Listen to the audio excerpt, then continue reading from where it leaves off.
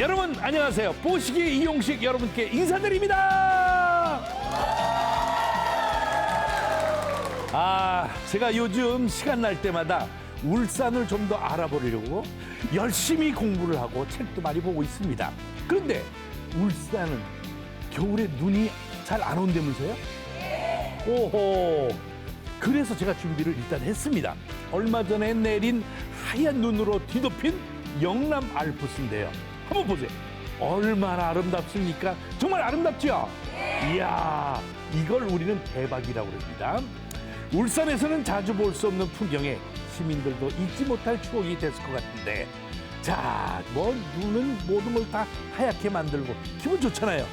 이 기분 좋은 하루를 만드는데 뽀시기 이용식, 저도 당연히 함께 해야겠죠.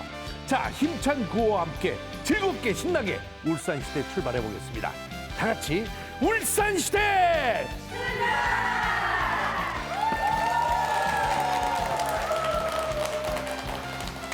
자, 한 주간의 뉴스를 순위로 정리해보는 랭킹 뉴스 시간입니다. 김다운 아나운서! 안녕하세요. 랭킹 뉴스 김다은입니다. 이번 한 주 시민들이 주목한 뉴스는 무엇일까요? 저와 함께 키워드로 살펴보시죠. 5위는 매진입니다. 16일부터 개막된 울산 시립미술관에서 진행되는 이건희 컬렉션 시대 안목에 대한 관심이 개막 전부터 매우 뜨거웠습니다. 이미 이달 온라인 사전 예매는 대부분 매진된 상태로 울산에선 평일 1,200명, 주말 2,000명이 울산 시립미술관을 방문할 전망이라고 하는데요.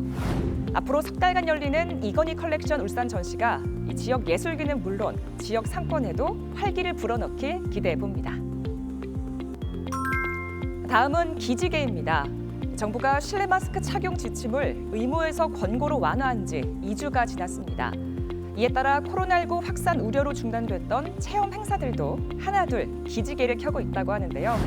코로나19로 멈춰섰던 실내 체험 행사가 재개되면서 울산의 문화예술계도 활기를 되찾고 있습니다. 계속해서 3위는 온정의 손길입니다. 지난 6일 튀르키예를 강타한 대지진으로 이재민들은 영하의 날씨 속에서 끼니조차 제대로 해결하지 못한 채 하루하루를 버티고 있습니다. 이들에게 지금 필요한 건 식료품과 의료용품 물론이고요. 추위를 견뎌낼 난방용품과 같은 구호품 지원인데요. 전 세계 각국에서 튀르키예와 시리아에 온정의 손길을 내밀고 있는 가운데 우리 울산에서도 기부에 참여하거나 후원에 대한 문의가 이어지고 있다는 훈훈한 소식이 랭킹 뉴스 이번 주 3위를 차지했습니다. 이어서 2위는 구리만입니다. 전국 각지를 돌며 구리 전선만 훔친 일당이 얼마 전 법정에 섰습니다. 이들이 2년간 훔친 구리 전선의 가격은 무려 15억 원에 달한다고 하는데요. 이들은 왜 구리 전선만 훔쳤던 걸까요? 잠시 후 남미경 시사평론가와 자세히 알아보시죠. 화제 키워드 이번 주 1위는 반토막입니다. 금리 인상과 고물가 등의 여파로 지난해 4분기 울산 지역의 상업 업무용 부동산 거래량이 반토막 난 것으로 조사됐습니다. 국토교통부에 따르면 지난해 4분기 울산의 상업용 부동산 거래 건수는 전년 대비 60% 가까이 줄어든 것으로 나타났다고 하는데요. 전문가들은 지난해 지속된 고금리가 거래에 부정적인 영향을 준 것으로 풀이하고 있습니다. 지금까지 랭킹 뉴스 김다은이었습니다. 자, 이 관련 소식 남미경 시사평론가와 함께 하겠습니다. 좀 더 자세한 이야기 나눠봅니다. 자, 나오셨습니까? 반갑습니다. 네. 근데 말이죠. 이 법원이 선고를 한 거 보면은 최근에 일어난 사건은 아닌 것 같은데 이거 어떤 일인지 한번 좀 말씀 좀 해보세요. 네, 이제 공장에 몰래 침입을 해서 네. 2년간 전선을 훔치고요. 또 이 훔친 전선을 다시 고물상에 되팔아서 15억 원을 편취한 일당 7명이 허허. 실형 등을 선고받았습니다. 7명? 네. 그러면 2년 동안 절도를 했다고요? 네, 여러 차례 상습적으로 절도를 했습니다. 허허, 상습적으로? 네. 그런데 전선도 그냥 전선이 아니라 그 누런 그 불이라고 그러지 우리가? 네, 그렇죠. 불이로 된 네. 전선. 그러니까 한마디로 이 사람들이 구리로 된 전선만을 훔쳤다. 이게 무슨 얘기입니까?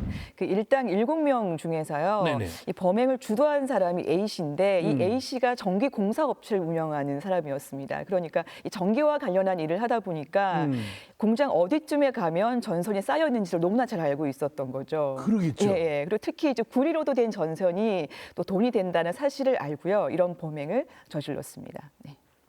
그러니까 전기 일을 하는 사람이면 공장 어디에 가면 전선이 있고 없고 이거 훤히 아니까. 그렇죠. 나쁜 마음을 먹으면 얼마든지 이게 일을 낼 수가 있는 겁니다. 그렇죠. 네. 아하. 근데 범행도 아주 치밀했다고요. 네, 치밀했는데요. 주로 범행 대상으로 삼았던 곳이 이제 보안 관리에 허술했던 이제 공장이나 이제 공사 현장이었고요. 그래서 이 범행을 하기 전에 그 전국에 있는 공장이나 공사 현장을 돌면서 어느 공장이 관리에 허술한지를 미리 파악해둔 것으로 조사됐습니다. 네. 이게 미리 사전 답사를 했던 얘기야. 예?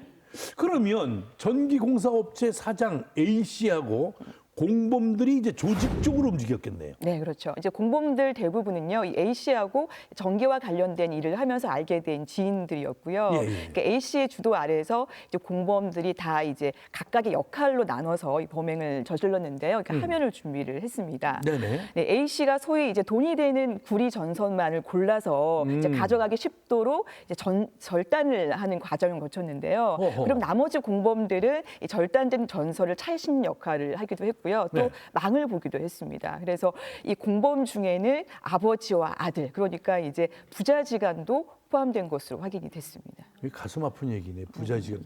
아니 부자가 같이 전선을 절도했다. 이게 참 기가 막힙니다. 네, 이제 부자지간뿐만 아니라 범행을 주도한 A 씨의 친형까지도 범행에 적극 가담했는데요. 그 한 공장에서만 그 하룻밤 사이에 9억 원 상당의 구리 전선을 훔쳤는데 그 A 씨가 사전에 이렇게 범행을 짜면서 이게 아마 좀 뭐 소위 말하는 큰 건이다 이렇게 생각을 좀 한 것 같아요. 그래서 이 친형을 이제 범행에 이제 끌어들인 것으로 보이는데요. 그래서 친형에게 좀 공장 밖에서 좀 망을 좀 봐달라 이렇게 얘기를 한 것으로 조사됐습니다. 부자지간에 거기다 형제지간에 이 가족들 모두 그러니까 이 저 부자지간에 범행을 저질러서 부자 되려고 그랬나 봐. 예? 이게 말이나 돼요? 언젠가 잡히지. 참 답답하네 진짜. 그런데 공장에 그렇게 막 들어가기는 쉽지 않을 텐데 누군가 경비원이 지키고 있었을 텐데 네. 경비원이 졸았나? 아, 어떻게 들어간 거예요? 정문으로 들어간 건 아니잖아요, 그러면. 근데 사실 안타깝지만 이제 공장 출입문이 열려 있어가지고요. 이제 정문으로 들어가기도 했다고 하고요. 또 출입문이 잠겨 있으면 이 뛰어넘거나 그리고 아니면 이제 출입문을 잘라서 절단기로 잘라가지고 들어가서 범행을 하기도 했습니다. 네, 그리고 A 씨가 얼마나 이게 치밀하게 이제 범행을 했냐면요. 이제 공장 벽면에 보면 점검용 사다리가 있거든요. 근데 이 사다리를 타고 올라가서 공장 안으로 들어가서 이 전선을 훔쳤는데요. 그러면 이제 그런 다음에 어떻게 했냐면 옮기기 전에 이 전선을 좀 옮기기 쉽도록 이렇게 잘랐잖아요. 그럼 이거를 바닥으로 던진 거죠. 바닥으로 던지며 기다리고 있던 공범이 그 떨어진 전선을 주워서 다시 차에 싣는 방식으로 범행을 저질렀습니다. 참 말씀을 쭉 들어보니까 이거 보통 사람이 아니긴 아니야.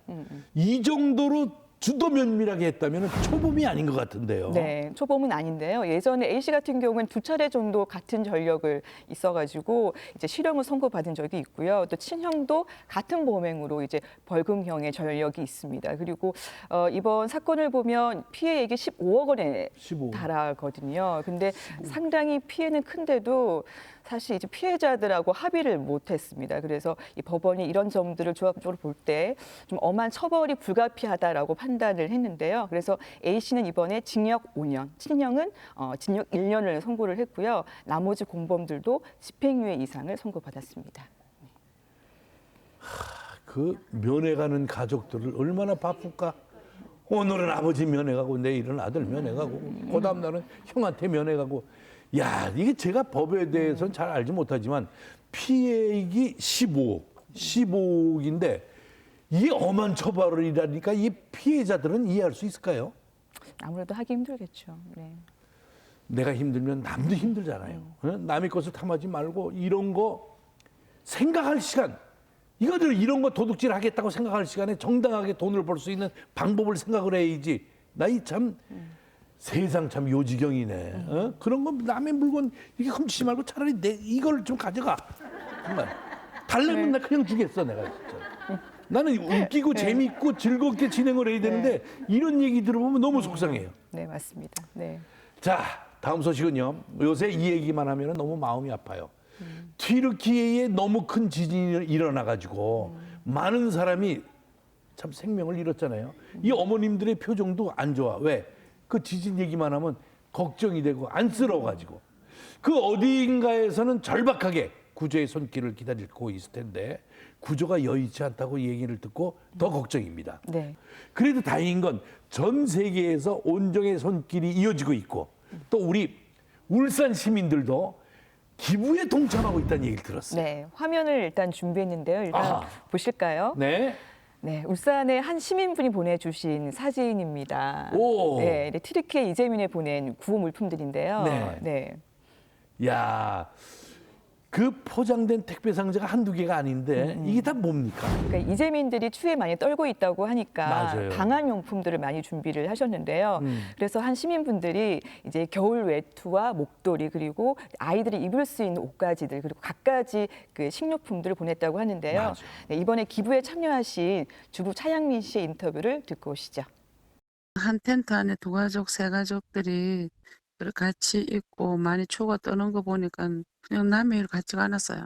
옆에 있으면은 달려가겠지만 멀리 있으니까 못 가니까 어쩜 하려고 귀찮다고도 생각할 수 있는데 인천공항에서 하루에 비행기가 한 편씩 뜬다고 하니까 그 부담 갖지 마시고 집에 있는 거 좀 같이 챙겨서 주면은 피해를 입은 사람이 좀 더 따뜻하게 지냈으면 좋겠습니다.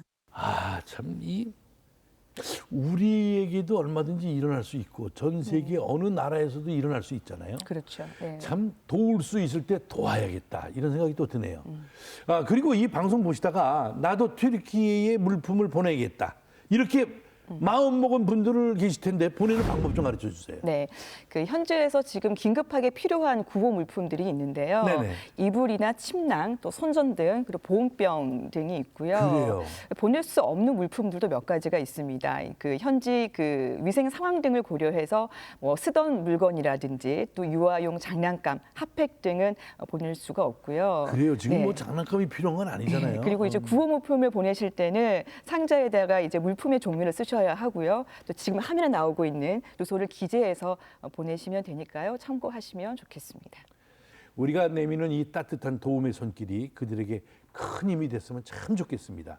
자, 많은 분들이 참여해 주시면 좋을 것 같은데요. 오늘의 랭킹 뉴스는 따뜻한 마음으로 마무리합니다.